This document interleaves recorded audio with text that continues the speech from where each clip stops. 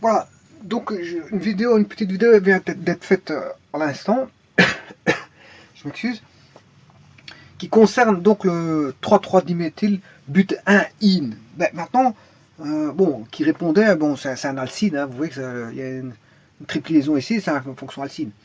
On a 1, 2, 3, 4 carbones, c'est bien un but. Alors la fonction alcine est sur le carbone numéro 1, on a bien du diméthyl. Diméthyl avec 2 carbones ici.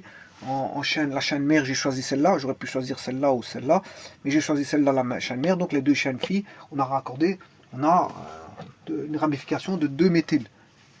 2 méthyl ici. Alors, cette formule-là répond à la formule CnH2n-2. C'est-à-dire qu'on a 6 carbones, 6 fois 2, 12, 12 moins 2, ce qui fait 10. 10. Voilà, et ça c'est les alcines. Les alcines ou les alcadiennes. Parce que ça c'est considéré comme étant presque une double liaison, comme ceci, mathématiquement parlant. D'ailleurs, je vais faire le calcul parce que je ne l'ai pas fait dans l'autre vidéo. J'avais promis de le faire, mais je ne l'ai pas fait. Je vais calculer d'abord pour le but 1 in, et puis je vais faire le même type de raisonnement pour ouais, parce que j'ai un problème de marqueur là. Je vais faire le même raisonnement pour une fonction qui est du 3,3 diméthyl but 1n. On voit un petit peu que aller fonctionner par comparaison. Bon, je vais d'abord faire la formule chimique et puis après on fonctionnera par comparaison. Et je vais calculer les insaturations, vous allez voir tout ça. Bon, ça c'est le diméthyl, enfin c'est le 3,3 diméthyl but 1-in. Bon. Faisons le même raisonnement pour le 3,3 diméthyl but 1n. But 1n. Ben, c'est du but. But c'est 4 carbones. Voilà. Alors, but 1, ben, sur le 1, je choisis celui-ci, le carbone numéro 1. Celui-ci, ce sera le 3, le 4. Sur le 1, j'ai une fonction alcène. Bon, c'est-à-dire une insaturation. Alors, sur le 3, j'ai 2 méthyl. Je vais fixer 2 méthyl sur le 3. Le carbone numéro 3, c'est celui-là. Voilà. Et puis, je complète par des hydrogènes. Là, j'aurai du CH3 pour avoir la tétravalence. Celui-ci, j'aurai... là, on a 1, 2, 3. Je vais avoir du CH pour avoir la tétravalence. Lui est tétravalent. Le carbone là, tétravalent. Là, on a un carbone primaire, carbone quaternaire parce que relié à 4 carbones. Ici, on a 3 hydrogènes primaires. Et là, on ne peut pas parler d'hydrogène primaire ou quaternaire ou peu importe, parce que j'ai une double liaison. Donc là, bon, voilà, c'est pour les simples liaisons, les carbones primaires, secondaires, tertiaires. Voilà, c'est pour les alcanes. Bon, mais ici, j'ai une partie d'alcane, donc je peux parler de carbone primaire, secondaire, tertiaire. Mais ici, bon, je ne peux pas parler de ça. Ici, c'est tout simplement, il faut saturer. Enfin, oui, pour avoir la tétralisation. Il est insaturé, je m'excuse ici, il est insaturé. C'est-à-dire que insaturé dans le sens où la saturation, c'est quand vous avez donc on ne sait plus mettre d'éléments atomiques à un carbone, puisque en fait il est saturé par 4 éléments. C'est-à-dire qu'il a 4 atomes raccordés au carbone, donc on ne sait pas en mettre un cinquième. Voilà. Par contre, quand il y a une double liaison, bon, il n'y a pas 4 éléments, parce que voilà, ni quand il y en a 3, il y a une triple liaison. Quand on y a une liaison sigma avec une pi ou une sigma avec une pi et encore une pi, c'est-à-dire qu'on a un alcine ici, là on a un alcine, là on a un alcène, bien sûr, c'est. Voilà, on a un alcine, là on a un alcène, fonction alcène. Là quand on a une triple liaison, bah, ou une double, bah, c'est pas complètement saturé, donc on a des insaturations. Hein. Voilà, on a des insaturations. Parce qu'ici, le carbone est relié à un carbone, et un hydrogène, ce qui est raccordé à 3 éléments. Du fait qu'on a mis une double liaison, ben, voilà, on n'a que 3 éléments. Donc il est insaturé, on sait encore en mettre un quatrième. Mais bon, ici, comme il y a la double liaison ici, on ne sait pas en mettre un, mais bon, on pourrait, je veux dire, en réaction, on pourrait le faire, casser la liaison pi, sigma ou pi, peu importe, pour en faire une liaison, enfin, casser la liaison pi pour avoir une liaison simple. Voilà. Et là, on pourrait avoir un quatrième atome pour le saturer. Donc il deviendrait de double, on aurait une liaison simple. Ici, il faudrait casser les doubles liaisons ici pour avoir une simple. Voilà, donc ben, c'est pour ça qu'ici il est insaturé, il est insaturé. Ils ne sont pas reliés à 4 carbones ici, hein, à 4 éléments. Le carbone n'est pas relié à 4 éléments, il est relié à un minimum d'éléments qui est de 3. Et ici, c'est relié à un minimum d'éléments qui est de 2. Le carbone ici, ce carbone-là, par exemple, sera lié à un élément 1 et un deuxième ici, parce que là, il sera tétravalent. Là. Il est tétravalent, tout comme celui-ci, il n'aura qu'un élément. Donc il sera lié à 2 éléments. Carbone, carbone, plus un autre élément ici. Pour celui-ci, ça fait 2 éléments. Un ici et un là. Pour celui-là, un ici et un là. Voilà, par contre, pour ce carbone-là, il est relié à un hydrogène. Un hydrogène, voilà, un carbone et un carbone, ce qui fait 3 éléments. Et à cause de la double liaison, il est insaturé. Ben, on sait, si on casse la double liaison, ben, on va en faire un quatrième. Donc il est insaturé, il n'est pas saturé. On sait mettre un quatrième élément en cassant la double liaison. Voilà, on va dire ça comme ça. Alors, ça, c'est, quand j'ai écrit ceci, c'est la formule semi-développée. Parce que pour avoir la formule développée, ben, il faut que je développe les carbones, 1, 2, 3, enfin les hydrogènes sur les carbones. Et là, je vais mettre 1, 2, 3. Et ici, je vais mettre un H ici. Voilà. Et bien sûr, vous devez compléter par les hydrogènes. Hein. 1, 2, 3. Et là, on voit la tétravalence. Et ça, c'est la formule développée plane.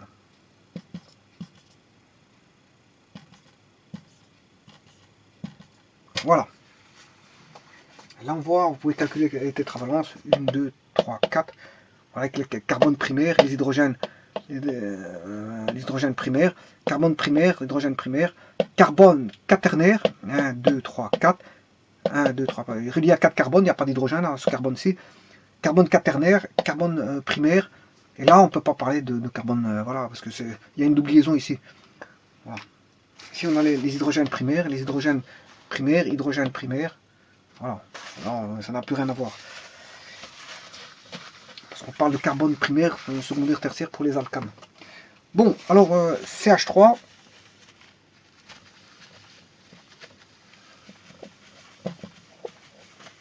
Quand on a des simples liaisons, voilà, c'est ça que je veux dire. CH3, je remets en semi-développé, hein, formule semi-développée plane. Voilà, CH3, et là je vais remettre CH. Alors, oui, j'en ai oublié, hein, fatalement, j'en ai oublié. Là, je n'ai pas la tétravalence, donc il y a un CH2. Voilà, j'ai un CH2. J'oublie celui-ci. Voilà, j'oublie un CH2. Donc, si vous voulez la formule semi-développée, il faut mettre 2 branches comme ceci. En plus. Ouais, je peux le refaire, hein, parce que bon, je vais refaire la formule développée plane, hein, parce que bon, j'ai fait une petite erreur, j'avais oublié le CH de compléter par les hydrogènes ici, parce que j'étais en train de parler d'autre chose, donc 1, 2, 3, 1, 2, 3, 1, 2, 3, 1 et 1, 2. Que je pourrais mettre en perpendiculaire, c'est pas un problème ça. Voilà, donc ici j'aurai hydrogène, hydrogène, hydrogène, hydrogène, hydrogène, hydrogène, hydrogène, hydrogène, hydrogène, hydrogène, hydrogène, hydrogène. Voilà.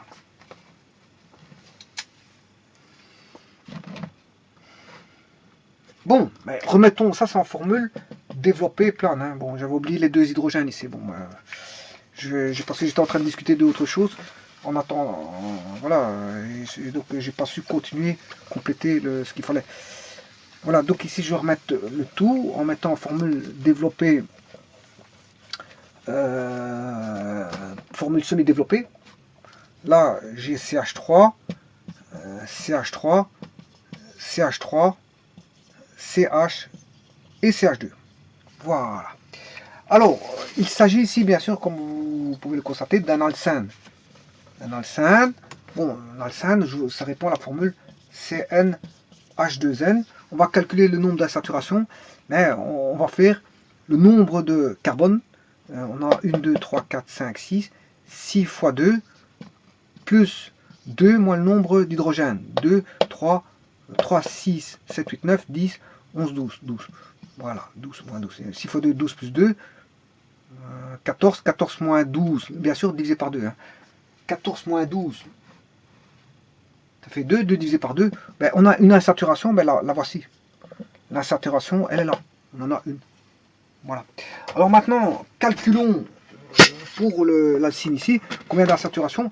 Bon, pour l'alcyne, bien sûr, la formule chimique, c'est... Ouais, la formule brute ici, ce sera C6H12. Hein. C6, ça c'est la formule brute. Alors que là, pour le but1in, c'est du C6H10.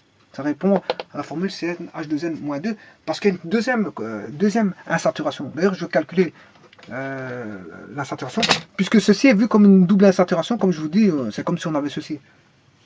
C'est comme si, mathématiquement, le calcul va voir ça comme si on avait une double insaturation. Donc, il pourrait, c'est comme si on avait un alcadiène, en fait. D'ailleurs, les formules des alcadiènes, c'est la même chose que ça. Donc, 6 fois 2, 12 moins 2, ben, ça fait 10. Bon, calculons le nombre d'insaturations pour le but 1n. Le but 1n, mais ce sera 6 fois 2, 6 fois... on a combien de carbone? 6. Oui, je ferai remarquer ici, je vais juste développer un petit truc hein, pour faire une comparaison par après. Ici, dans le but 1n, je ne savais mettre, pour assurer la tétravalence, je ne savais mettre qu'un hydrogène ici aucun hydrogène. Ça, bon, voilà, donc quelque part, ici j'ai un CH2, mais je reprends le CH2 pour faire une comparaison avec l'autre. CH, voilà. Par contre, ce qu'on a dû rajouter, qu'est-ce qu'on a dû rajouter? Un H ici, un H ici, où il n'y avait pas d'H, hein. Regardez voilà, on a rajouté un H ici, voilà, puisqu'il n'y avait pas d'H au niveau de l'alcyne, hein, parce qu'on a la tétravalence, 1, 2, 3, 4, voilà, on a la tétravalence, donc bon, là on ne sait pas mettre des deux, pour le carbone numéro 2, par contre pour le carbone numéro 2, ici, la tétravalence, je l'ai 1, 2, 3, mais je dois rajouter un hydrogène pour avoir la tétravalence. Et ici, on avait pour l'alcyne ici, pour avoir la tétravalence, 1, 2, 3, pour avoir la tétravalence, j'ai dû rajouter un hydrogène. Voilà. Donc, par comparaison, cet hydrogène-là, je le remets de l'autre côté. Je le remets ici, en bleu. Voilà. Par contre, ici, je dois rajouter un hydrogène ici, pour avoir l'alcène. Voilà. Mais par contre, ici, pour l'alcène, pour assurer la tétravalence, je dois rajouter un hydrogène. Donc, que je vais mettre comme ceci. Voilà. Pour avoir le CH2, si vous voulez. Voilà. Alors, le calcul me donnait une insaturation. Maintenant, faisons le calcul pour... on n'a pas le même nombre d'hydrogènes que... ça, c'est l'alcène, hein, c'est la fonction alcène. Dans l'alcène, on a 2 hydrogènes en plus par rapport à l'alcyne. Hein. Dans l'alcyne, on avait un hydrogène ici. Hein, si je mets la triple liaison ici, j'ai un hydrogène ici, mais j'en ai pas là. Et voilà, j'en ai qu'un seul ici. Mais si vous mettez, maintenant, vous mettez un alcène, vous avez l'hydrogène qu'on peut apercevoir sur l'alcyne, plus 2 autres hydrogènes. Voilà. Et d'ailleurs, c'est pour ça que la formule brute fait CnH2n moins H2n pour l'alcène, mais pour l'alcyne, CnH2n moins 2. Voilà. On a retiré 2 hydrogènes hein, par rapport à l'alcène. Vous voyez ces 2 hydrogènes-là, je les enlève. C'est pour ça qu'on dit 2n moins 2 pour la formule brute de l'alcyne. Voilà, parce qu'il y a une insaturation en plus. Et vous allez voir que j'ai 2 insaturations pour l'alcyne. Hein. Vous allez voir tout de suite qu'il y a 2 insaturations, et non pas une comme l'alcène. Donc il est vu comme étant, vous allez voir qu'en faisant le calcul, regardez bien, N est égal à quoi? On a 6 carbones fois 2, plus 2 fois moins le nombre d'hydrogène, on en a 10. Voilà, sur 2. Voilà. Donc s'il fait 12 plus 2, ça fait 14 moins 10, qui fait 4, 4 divisé par 2. On a 2 insaturations. Donc la triple liaison est vue comme mathématiquement comme étant ceci. Voilà, donc en fait, mais on a ceci, quelque part. Voilà. Donc vous voyez bien que quand on a rajouté une insaturation, qu'est-ce qui se passe? Il faut enlever, si je rajoute une triple liaison ici, il faut enlever 2 hydrogènes. Hein. C'est les 2 hydrogènes là que vous enlevez. Voilà. Donc ce qui veut dire que maintenant, par comparaison, ça c'est ce qu'on appelle du 3,3 diméthyl. Donc cet hydrogène là, je vais le remettre ici. Hein. Je le remets à sa place. Voilà. Ça c'est un alcène, c'est la fonction alcène. C'est du 3 diméthyl but 1, parce que l'alcène il est sur le carbone numéro 1, 1, N. Voilà. Alors maintenant, pour passer, si on vous demande de passer au 3,3 diméthyl but 1 in, qu'est-ce que vous faites? Il suffit tout simplement de rajouter une insaturation ici. Il n'y a même pas besoin de calculer la tétravalence parce que vous enlevez 2 hydrogènes. Voilà. Et là, vous avez l'alcyne. Là, vous avez l'alcyne. C'est-à-dire du 3,3 diméthyl but 1 in. Là, j'ai l'alcyne. Voilà.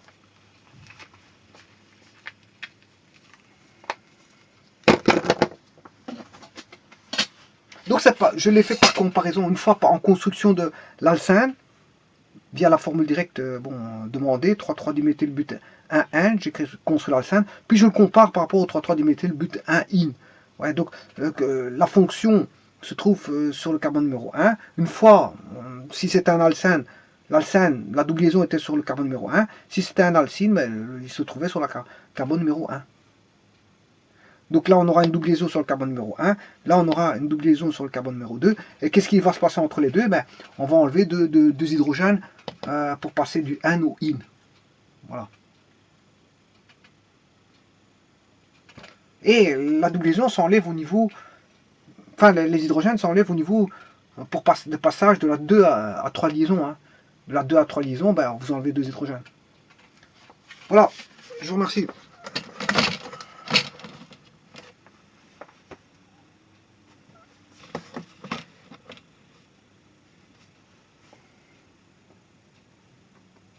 Oui, il y a juste un petit truc ici, j'ai oublié de mettre un tiret.